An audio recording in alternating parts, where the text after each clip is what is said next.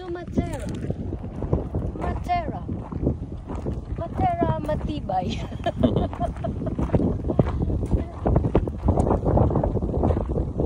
Ibang klase ang ano dito, mga halaman. Shell yung bunga. Bulaklak na shell. Bulaklak shell. Diba? Dito ka makakakita sa Italy, ang shell hindi sa ilog. Ha? Sa dagat ang shell. Diba sa dagat? Pero dito walang dagat.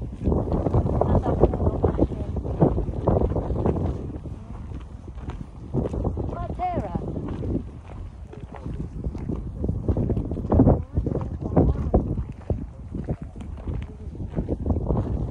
Lalakarin mo daw ito sa oras. Pag galing ka sa kabila. Lamig ano, kahit na maaraw. Kahit na maaraw, malamig.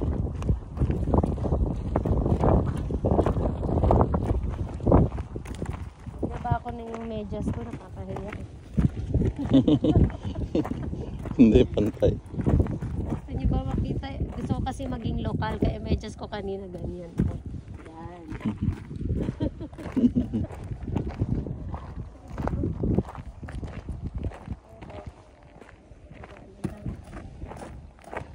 Matera.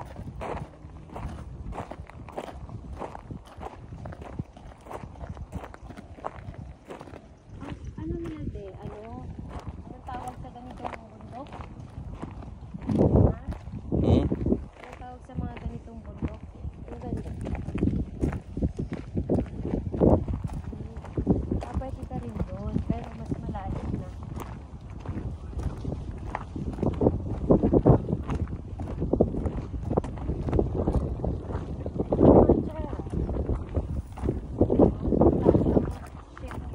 Ay, buhay!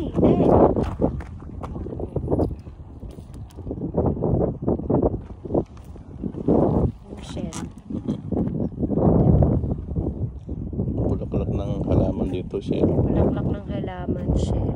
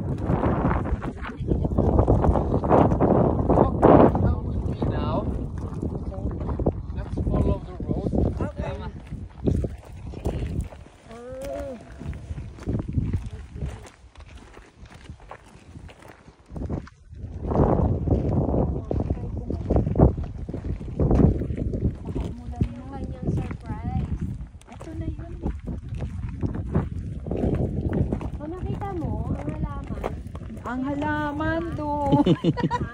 Ang halaman doon. Shell. Ang bulaklak niya shell. Ma'am, hindi yun shell. Cargo daw yan. Suso. Oh, ayun dami oh. Oo, kasi daw mamayang gabi uulan, so they come out para daw dun sa humidity. Oo, yung moisture.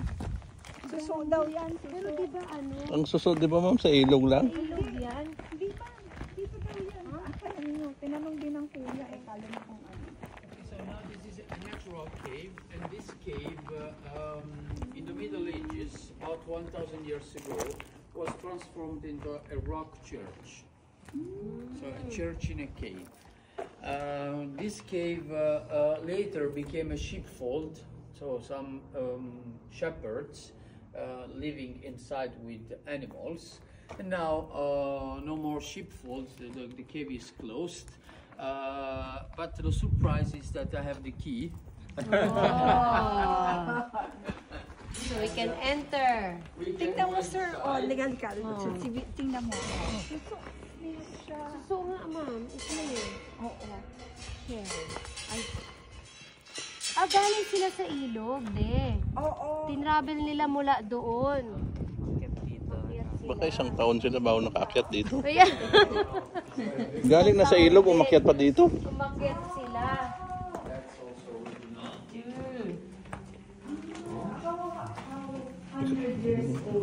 500 years old. 500 years old. Yung ano yung mga drawing. Hmm. 500 years old. These two frescoes, and these are about 800 years old. Oh, this one? Yeah, Oh, kaya pinipreserve nila. 800. The problem is 800. that yeah, the church is closed to protect the frescoes because those frescoes were stolen. Oh, Yeah, oh. that's the problem. Because there was this was in 1968, so a long time So ago. they sold it.